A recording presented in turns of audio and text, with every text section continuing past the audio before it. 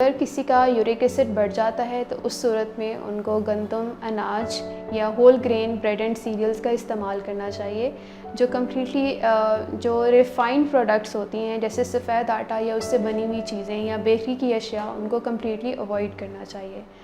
जहाँ तक purine, high purine food items का ताल्लुक़ है तो जैसे मटन, बीफ या ऑर्गन मीट वगैरह है, जैसे दिल, गुर्दे, कलेजी वगैरह, इन सब के अंदर सबसे ज़्यादा प्यूरीन कंटेंट मौजूद होता है।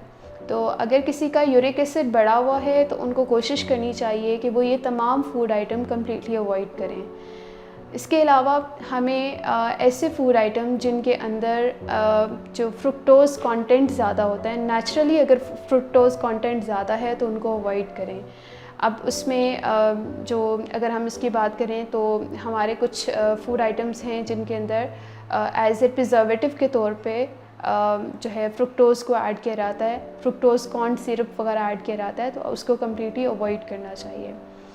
फलों और सब्ज़ियों की बात की जाए तो जितने भी मौसमी फल या सब्ज़ियां हैं वो इस एतदाल में इस्तेमाल किए जा सकते हैं। कुछ फल हैं जो कि अवॉइड करने चाहिए जिनमें फ्रुक्टोज़ की मिक़दार ज़्यादा होती है, जैसा कि सेब या फिर आम या फिर खजूर। इनका ज़्यादा इस्तेमाल जो है वो यूरिक एसिड के पेशेंट्स के लिए ख़तरे का बाइस हो सकता है।